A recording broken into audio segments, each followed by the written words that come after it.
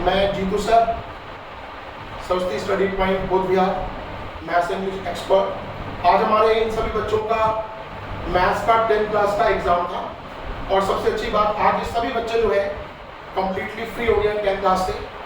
और मैं उन सब टीचर्स का थैंक यू कहना चाहता हूँ जिन्होंने इन बच्चों की ज़िंदगी में अपना पार्टिसिपेशन दिया, इन्हें कड़ी मेहनत कराई कि आगे बड़ी स्माइलिंग फेसेस के साथ अपने अपने घरों में पहुँचे 10th क्लास का मैथ्स का पेपर देने के बाद। और वो सभी टीचर्स बधाई के पात्र हैं क्योंकि आज पेपर बहुत ही शानदार, बहुत ही सुंदर और बहुत ही आसान आया। मैं CBSE को भी थैंक यू बोलना चाहता हूँ और हमारे education minister mister Dharmendra Pradhan जी को भी थैंक यू बोलना चाहता हूँ कि इतना अच्छा पेपर आया कि जो बच्चे मैथमेटिक्स से इतना डरते थे, घबराते थे, आज बड़े स्माइलिंग फेसेस के साथ अपने अपने घरों में वापस पहुँचे।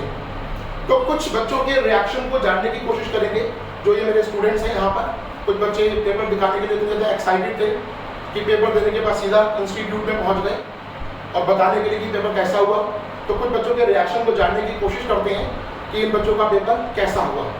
सबसे पहले आयुषी, आजा बेटा, she is my favourite student. बेटा कैसा पेपर हुआ? काफी इजी था, एनसीईआरटी बेस्ड। एनसीईआरटी बेस्ड था। तो आपने अपनी प्रिपरेशन कैसे की थी?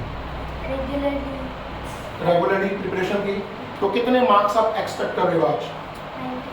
95 प्लस आप एक्सपेक्ट कर रहे हो, तो आ जाएंगे पक्का? Very good. तो मुझे बड़ी खुशी हुई कि आयुषी 95 प्लस एक्सपेक्ट कर रही है। लक्ष्य का आइए बेटा, आपको क्या लगता है? सर आज काफ़ी अच्छा पेपर आया था और जैसे कि हमारा एक मिथ होता है कि जो बोर्ड के एग्ज़ाम्स है वो बहुत ज़्यादा टफ आते हैं और मैथ्स का तो कंपैरेटिवली ज़्यादा टफ आता है, पर जो ये मिथ था आज टूट गया क्योंकि काफ़ी अच्छा पेपर आया था और उस वजह से बच्चे काफ़ी मोटिवेट हुए। टीचर्स भी होते हैं ना जो वो काफ़ी मोटिवेट करके हमें भेजते ताकि जब हम पेपर दे रहे होते तो हम काफ़ी मोटिवेटेड और कॉन्फिडेंट होते ताकि हमारा जो टाइम होता है वो सेफ रहता है और हम गलती करने से बच जाते हैं। एक छोटी सी बात मैं आपसे पूछ रहा हूँ लक्ष्य का, आपका जो प्रिपरेशन का जो कंसेप्ट है वो कैसा रहा? मतलब कैसे अपनी प्रिपरेशन की, स्पेशली मैथमेटिक्स की? मेनली एनसीईआरटी और बेसिक्स पहले पूरे कंफर्म किए कि मेरे बेसिक्स जो हैं वो ज़्यादा पक्के अच्छे से तो हैं और फॉर्मूलाज मुझे अच्छे से याद हैं, बेसिक्स जो हैं वो मेरे क्लियर हैं यानी। फिर उसके बाद रेगुलरली थोड़ी सी प्रैक्टिस करते रहे। अच्छा, हम लोगों ने कितने सैम्पल पेपर्स अटेम्प्ट किए थे ट्यूशन के अंदर? 8 सैम्पल पेपर हम ट्यूशन में अटेम्प्ट किए थे। तो लगता है कि आपको उसमें से आपको कुछ बेनिफिट मिला? हाँ, क्योंकि काफ़ी लेवल बढ़ गया हमारे क्वेश्चन सॉल्व करने के तरीके से और काफ़ी हमें आइडिया हो गया कि कैसे कैसे हमें आंसर को अटेम्प्ट करना है और कैसे कैसे क्वेश्चन आ सकते हैं। Very good, thank you. ये हमारी स्टूडेंट है प्रिंस पब्लिक स्कूल की ईशानिया। इससे भी जानने की कोशिश करते हैं कि इसका पेपर कैसा हुआ। बेटा पेपर कैसा हुआ आपका? सर और कितना एक्सपेक्ट कर रहे हो आप? 70 प्लस एक्सपेक्ट कर रहे हो। लक्षिका से नहीं मैंने पूछा कि कितने एक्सपेक्ट कर रही है लक्षिका।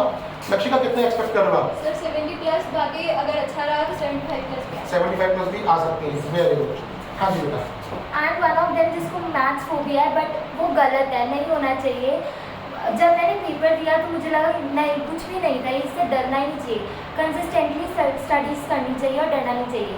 और पेरेंट्स एंड टीचर्स एंड इसमें जीतू सर जिन्होंने बहुत मोटिवेट किया हमें। नहीं बेटा, पता क्या होता है बेटा, सभी का योगदान होता है। जैसे आपके जो स्कूल में टीचर्स हैं वो भी आपके अच्छे के लिए हमेशा आपको जो है हमेशा मोटिवेट करते हैं। उनकी भी बहुत बहुत ज़बरदस्त मेहनत होती है। तो जब बच्चा सभी चीज़ों को समझता है ना तो वो हमेशा अच्छा करके दिखाता है। तो ये बड़ा इंपॉर्टेंट है कि आप अपने टीचर्स, चाहे वो स्कूल के टीचर्स हों, चाहे वो ट्यूशन टीचर्स हों, और चाहे वो आपके मतलब जिन्होंने आपको 2 दिन भी पढ़ाया ना, चाहे घर में पढ़ाया है, उनकी बातों को भी बहुत ध्यान से सुनना बहुत ज़्यादा ज़रूरी है। क्योंकि जब आप मतलब उनका मेन मकसद ये होता है कि आप लोगों को मोटिवेट करना। देखो, पढ़ना एक अलग कंसेप्ट है, कॉन्फिडेंस अपने अंदर लाना एक अलग कॉन्सेप्ट है। जब तक आपके अंदर कॉन्फिडेंस नहीं होगा ना, आप किसी चीज़ को अच्छा नहीं कर पाओगे। लेकिन जब आपके अंदर कॉन्फिडेंस होगा तो आप बहुत अच्छा कर पाओगे। प्रयास हमेशा निरंतर करनी चाहिए। तो निरंतर जो प्रयास करता है वो हमेशा लास्ट में अच्छा ही करता है। तो जब एंड रिजल्ट हमारा अच्छा होता है तो सब कुछ अच्छा होता है बेटा। कितने एक्सपेक्ट कर रहे हो आप marks? 70 plus out of 80 expect कर रहे हो, मतलब 90 प्लस आप पहुंच जाओगे। और मतलब आपको ठीक लग रहा है आज, और वैसे भी फ्री हो गए हो आज। Very good. मानस, मानस आ जाओ बेटा, आपसे भी कुछ जानने की कोशिश करेंगे। मानस हमारा युवा शक्ति पब्लिक स्कूल का स्टूडेंट है, तो इससे भी जानने की कोशिश करते हैं इसका पेपर कैसा हुआ। मानस, मैं तो यही कहना चाहूँगा कि पेपर काफ़ी इजी था और मैं एक्सपेक्ट भी कर रहा था पेपर काफ़ी इजी होगा। अच्छा, आप एक्सपेक्ट कर रहे थे कि पेपर इजी आएगा? क्योंकि सर अरे मेरे वाह। टीचर्स ने, मेरे पेरेंट्स ने और मेरे सर स्कूल टीचर्स ने मुझे काफ़ी सपोर्ट किया, स्पेशली जीतू सर ने मुझे काफ़ी सपोर्ट किया है। उन्होंने मुझे काफ़ी मोटिवेट करा, मुझे काफ़ी इंस्पायर करा। बेटा देखो, हम मैं एक बात काटूंगा छोटी सी। देखो बेटा, मैंने हमेशा ना आपको क्लास में एक ही चीज़ सिखाई है कि देखो, पेपर देना एक अलग चीज़ है, कॉन्फिडेंस हमारे अंदर होना एक अलग चीज़ है। मोटिवेट जब हम अपने आप से, देखो आपको सबसे ज़्यादा मोटिवेट कौन कर सकता है? आप खुद। शीशे के सामने जाके खड़े जाया करो, वो आपको वो शख्स दिखाई देगा जो दुनिया में सबसे ज़्यादा आपको मोटिवेट कर सकता है, वो आप खुद हो। मोटिवेशन बेटा एक ऐसी चीज़ है, जब तक आप मोटिवेट नहीं होगे ना, तब तक आप किसी चीज़ को भी अच्छा नहीं कर पाओगे। और मुझे बहुत अच्छा लगा जब आपने बोला कि स्कूल के टीचर्स ने मुझे बहुत सपोर्ट किया। मतलब ये बहुत अच्छी बात है कि स्कूल के टीचर्स, लिटरली बता रहा हूँ, आप लोगों के लिए कितनी मेहनत करते हैं, आप कभी सोच ही नहीं सकते। दिन रात बेटा हम लोगों को आपके सपने आ रहे होते हैं कि मेरे बच्चे का पेपर है, मेरे बच्चे का पेपर है, कैसा दिया होगा। आपको क्या लगता है कि 3 घंटे आप पेपर देते हो, हम यहाँ पे आराम कर रहे थे? नहीं, हमारे माइंड के अंदर ये पूरा मतलब कुछ ऐसा प्रोसेस चल रहा था कि कैसा आया होगा पेपर, कैसा बच्चे परफॉर्म कर रहे होंगे, बच्चे घबरा तो नहीं रहे होंगे। लिटरली मैं आपको ये बताने की कोशिश कर रहा हूँ। बताइए बेटा। सर मेरे स्कूल के टीचर्स और स्पेशली आपने मेरे को काफ़ी मोटिवेट और इंस्पायर करा। बेटे मैं स्कूल के टीचर का नाम जरूर जानना चाहूँगा। सर विक्रम सर हैं। Vikram sir. Vikram sir, Yes, sir. मुझे बेटा बहुत अच्छा लगा, आपने उनकी यहाँ पे बहुत प्रेज की, बहुत पॉजिटिव लगा मुझे। सर वो काफ़ी अच्छे टीचर हैं। वो सर मेरे स्कूल के बाहर भी मेरे से मिलने आए थे, ताकि मैं केवल मेरे से मिलने आए थे, उन्होंने स्पेशली मुझसे बोला था कि मैं तेरे से स्पेशली मिलने आ रहा हूँ, क्योंकि उनको मेरे से काफ़ी उम्मीदें हैं। Very good. उनका नाम कभी कभी बेटा टीचर्स के साथ ना बच्चों का बेटा इमोशनल टच भी होता है, जो मैं ये मानता हूँ। क्योंकि देखो, आप इस बात को समझने की कोशिश करो, मुझे ऐसा लगता है कि पेरेंट्स के बाद अगर किसी को विश्वास होता है तो वो हमेशा अपने टीचर्स के ऊपर होता है। आप मेरे पास ट्यूशन पढ़ रहे हो तो आप एक विश्वास के साथ पढ़ रहे हो कि सर हमें इतना जरूर काबिल बना देंगे कि हम अच्छे नंबर लेकर आएँ। और मुझे ऐसा लगता है कि ना, जो बच्चा कंस्टेंटली मेहनत करता है वो डेफिनेटली अपनी मतलब उन चीज़ों को अचीव कर लेता है जो उसने सोची होती है अपनी ज़िंदगी के अंदर। तो मुझे बेटा बहुत अच्छा लगा आपसे बात करके। भूमि आप आइए। ये मेरे कुछ स्टूडेंट्स हैं जो बहुत मेहनती थे, तो उन्हीं से मैं एक एक करके रिएक्शन जानने की कोशिश कर रहा हूँ कि after giving the examination of mathematics how they are feeling. Paper काफ़ी इजी था, थोड़ा ट्रिकी था, अगर प्रेजेंस ऑफ माइंड के साथ सॉल्व करेंगे तो हो जाता है। और मैथ्स में रेगुलरली प्रैक्टिस करोगे तो बोर्ड में 90+ स्कोर करना मुश्किल नहीं है। वेरी गुड बेटा। और अब आप कितनी एक्सपेक्ट कर रहे हो कि कितने मार्क्स आपके आ जाएंगे? 90+ आपको आने की उम्मीद है। अच्छा, एक छोटी सी बात, आपके पेरेंट्स का क्या योगदान रहा आपके इस? मेरे पेरेंट्स काफ़ी सपोर्टिव है, उन्होंने कभी इस चीज़ के लिए फोर्स नहीं करा कि लाइक 11th में कुछ ज़बरदस्ती सब्जेक्ट के लिए कि उसके लिए इतना स्कोर करना है। उन्होंने बहुत सपोर्टिव है, उन्होंने कहा कि जो करना है करो और जैसे करना है करो। अच्छा, एक मैं आप सभी से पूछना चाहता हूँ, कितने बच्चे ऐसे हैं जिनके पेरेंट्स सपोर्टिव हैं? ईमानदारी से बताना। तो बेटे अगर पेरेंट्स के लिए क्लैपिंग कर दो सारे बच्चों का। रियलिटी ये है कि आप लोगों के पेरेंट्स जो है ना बेटा, मतलब आपके लिए वो सब कुछ करना चाहते हैं जो उन्होंने आपके लिए सपने देखे हैं। तो हमेशा ना बेटा, मतलब मैं एक बात छोटी सी कहना चाहूँगा, भगवान को तो शायद किसी ने नहीं देखा, लेकिन धरती पे अगर कोई भगवान है तो वो हमारे मम्मी पापा हैं। तो उनको भगवान की तरह ही ट्रीट किया करो, भगवान की तरह ही माना करो, और हमेशा बेटा उनका कहना माना करो, क्योंकि वो आपके लिए वो सब कुछ करना चाहते हैं जो उन्होंने सोचा है, बस आपको करके दिखाना है बेटा। ठीक है भाई। अब कौन बच्चा रहा? लौरिया बेटा आइए। लौरिया हमारी अभिनव पब्लिक स्कूल की स्टूडेंट है। इससे भी जानने की कोशिश करते हैं कि इसका एग्ज़ाम कैसा हुआ और आज के एग्ज़ाम के बारे में इसकी फीलिंग कैसी है। हाँ जी बेटा। मैंने जैसे एक्सपेक्ट करा था उससे हमारा पेपर बहुत इजी आया था, और जिस बच्चे ने मैथ्स की मतलब अच्छे से रिवीजन करी है वो उसके 90+ आराम से आ सकते हैं। Very good. और आपको क्या लगता है कि मतलब जो आपने स्टडी की, मेहनत की, कंसिस्टेंटली अपनी तैयारी की, तो उसके बाद मैथ्स को मतलब आपने बता ही दिया कि इजी था पेपर, सपोज करो थोड़ा सा पेपर टफ आया होता, तब आपका रिएक्शन क्या होता? तब आप पेपर को अटेम्प्ट कर लेते उसके जब भी पेपर इजी हो जाता है, क्योंकि इस वाले पेपर का लेवल बहुत इजी था, तो इससे थोड़ा सा टफ भी आता तो हो जाता। तो हो जाता है। प्रिपरेशन थी आपकी, तो वेरी गुड, बहुत बड़ा है मुझे। ये हमारी बच्ची लौरिया कल अभिनव पब्लिक स्कूल की स्टूडेंट है, और मुझे उम्मीद है पूरी ये सभी का नाम रोशन करेगी। और थैंक यू बेटा। आइए बेटा। कौन? Jatin one of my favourite, और ये विकास भारती पब्लिक स्कूल का स्टूडेंट है। इससे भी इसका रिएक्शन जानने की कोशिश करते हैं। सर मैं बस यही कहना चाहूँगा कि पेपर हमेशा जैसे काफ़ी बच्चे एक्सपेक्ट करते हैं कि पेपर टफ आएगा और उसके लिए प्रिपरेशन भी बहुत हाई कर लेते हैं, लेकिन पेपर कंपैरेटिवली बहुत इजी आता है, जैसे हमने प्री बोर्ड यहाँ पे ना मैं एक बात कहना चाहूँगा, देखो ये ना सबसे इम्पोर्टेंट चीज़ है जो जतिन ने हम लोगों के सामने बात रखी। देखो when you are going for CBSE examination, तो ना आपको CBSE लेवल पर अपनी तैयारी को पूरा रखना है। When you going for NTSE examination, तो NTSE लेवल पर आपको अपनी तैयारी को रखना है। आप ओलंपियाड के लिए तो ओलंपियाड के लिए रखना है, मतलब लेवल के अकॉर्डिंग तैयारी करनी बहुत ज़्यादा ज़रूरी है। कभी कभी क्या होता है हम ना स्ट्रेस ले लेते हैं, हम पेपर तो CBSE का देने जा रहे हैं और तैयारी ओलंपियाड की कर रहे हैं, तो ये भी ना कहीं मुझे ऐसा लगता है कि कहीं ना कहीं गलत है। हाँ जी सर, यही है बस कि प्री बोर्ड से काफ़ी इजी पेपर आया था और बोर्ड मेनली NCERT से रिस्ट्रिक्टेड था कि NCERT के अंदर जो है उसी से आता है। मतलब आप एक बात मानेंगे कि CBSE ने जिस तरीके से आपको करिकुलम दिया, ये सारी चीज़ें बताई, तो उसी के मुताबिक पेपर था, उसी के अकॉर्डिंग करोगे। Yes sir.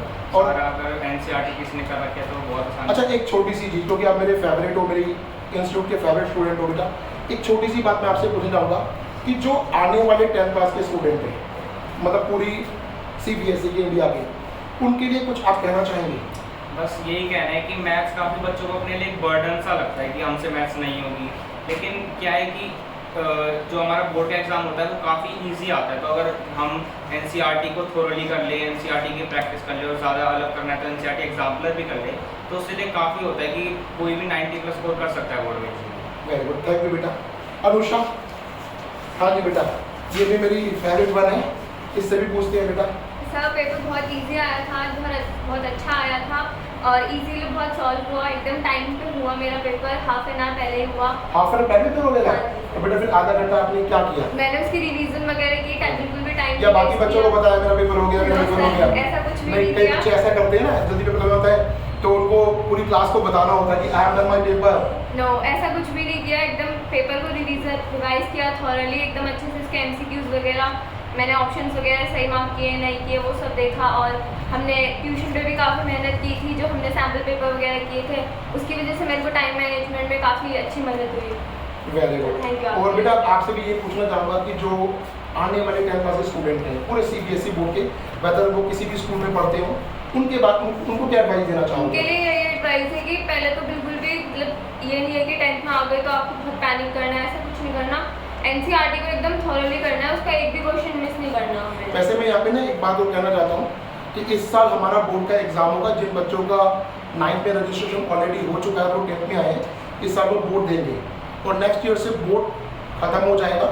लेकिन जो NEP IANU एजुकेशन पॉलिसी उसके अकॉर्डिंग जिस तरीके से सेटलमेंट की है वो भी बहुत यूनिक है, वो भी बहुत अच्छी है। मतलब कहने को बोर्ड नहीं होगा लेकिन लिटरली वो बोर्ड ही होगा। इंट्रा स्कूल जो पेपर्स हैं वो आपस में एक दूसरे को ट्रांसफ़र होंगे और इंट्रा स्कूल ही वो चेक होंगे। बाकी चीज़ें और अभी नहीं आएंगी तो वो बता दी जाएंगी आपको अगली वीडियो के अंदर।